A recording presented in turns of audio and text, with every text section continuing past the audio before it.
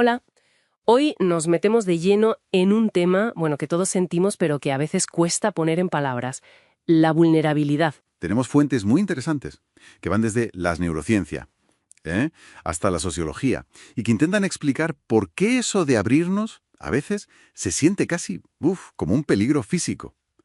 Nuestra misión hoy, en este Deep Dive, es intentar desentrañar qué hay detrás, ¿no?, de nuestra capacidad, o a veces nuestra resistencia, para conectar de una forma auténtica. Y parece que no es solo cuestión de ser valiente o no. Tiene raíces más profundas, en nuestra biología, en cómo fueron nuestras primeras relaciones, incluso en la cultura. Vamos a desgranarlo un poco. Exacto. Vamos a ver por qué ese riesgo emocional, como lo llaman, puede activar las mismas alarmas internas que, bueno, que una amenaza física real. Y cómo esas experiencias pasadas, pues influyen en cómo respondemos hoy. Y también tocaremos un punto, yo creo que crítico, que aparece en las fuentes. Y es si la vulnerabilidad es siempre una lección que nos empodera o si para algunas personas es más bien una condición de riesgo, casi inevitable. Vale, pues empecemos por el cuerpo, que parece que tiene mucho que decir aquí. Las fuentes hablan de un proceso constante, casi automático, ¿no? La neurocepción. Nuestro sistema nervioso como escaneando si el entorno es seguro o peligroso. Hay una teoría, la polivagal, que lo explica de una forma, bueno, fascinante, ¿verdad? Así es. A ver, simplificándolo bastante, es como si tuviéramos tres, digamos, modos principales de operar. Uno sería el de seguridad y conexión. Ahí estamos tranquilos, abiertos, y es donde la vulnerabilidad de verdad es posible. Luego está el modo alerta, la típica respuesta de lucha o huida, ¿sabes? Con ansiedad, ganas de moverse. Ahí, conectar de forma vulnerable es, vamos, imposible. Claro. Y hay un tercer modo que es como de desconexión o apagado, como si nos congeláramos. Nos sentimos, pues eso, desconectados, sin esperanza. O sea, que nuestro cuerpo decide si es seguro conectar antes incluso de que pensemos en ello.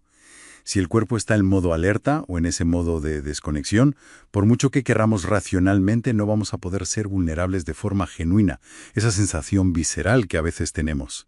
Entonces, es pura biología, no es ser débil ni nada de eso. Totalmente. Es que el cuerpo, a ver, no siempre distingue bien entre una crítica dura y un león que te va a atacar, ¿sabes? Y la historia que nos contamos en la cabeza, la narrativa, tiende a seguir a ese estado del cuerpo. Si te sientes amenazado, tu cerebro racional, digamos, no carbura igual. La clave, como señalan algunos autores, es entender y poder regular ese estado físico primero, antes de nada. Y eso, claro, conecta directamente con lo que decías de las primeras relaciones, ¿no? La teoría del apego, que sugiere que cómo nos cuidaron de pequeños, crea como unos mapas internos sobre cómo son las relaciones y cómo somos nosotros en ellas. Efectivamente, esos mapas o patrones, pues si aprendimos que buscar cercanía era seguro o si era impredecible o incluso si era peligroso, todo eso actúa de forma automática en la edad adulta. Determina bastante nuestra disposición a confiar, a abrirnos, a ser vulnerables. Y no son etiquetas fijas, ¿eh? Son más bien estrategias que aprendimos para sobrevivir y que están muy ligadas a cómo funciona nuestro sistema nervioso. De hecho, un apego inseguro a menudo va de la mano con esa dificultad para sentirnos seguros, fisiológicamente seguros. Entiendo. Entonces, esas armaduras emocionales de las que habla mucho la investigadora Brené Brown, el perfeccionismo, por ejemplo, o esa tendencia a desconectar emocionalmente, podrían ser, digamos, la manifestación visible de estos patrones de apego y de esos estados del sistema nervioso de los que hablas. Es una conexión muy clara, sí, que hacen las fuentes. Son comportamientos que en el fondo nos protegen. Se basan en esas estrategias internas que aprendimos. Pero, ojo, hay otra capa importante aquí, la social y cultural. Ajá. La vergüenza, por ejemplo, no es solo algo personal, íntimo, es también una herramienta de control social muy potente. Lo que se considera vergonzoso y, sobre todo, quién puede permitirse el lujo de mostrar vulnerabilidad, eso cambia muchísimo según el contexto social, cultural, de poder. Y ahí llegamos a un punto que me parece crucial y que varias fuentes destacan bastante. Esa diferencia entre ver la vulnerabilidad como una elección valiente Ujú. y verla como una condición que a veces te viene impuesta. Sí, es una crítica importante al discurso, digamos, más popular sobre la vulnerabilidad. que a menudo la presenta como eso, un acto de coraje individual, una elección personal. Pero claro, para personas en situaciones de marginación o de desventaja sistémica, la vulnerabilidad no siempre es una opción que eligen. Puede ser una exposición constante al daño, al peligro, sin tener elección.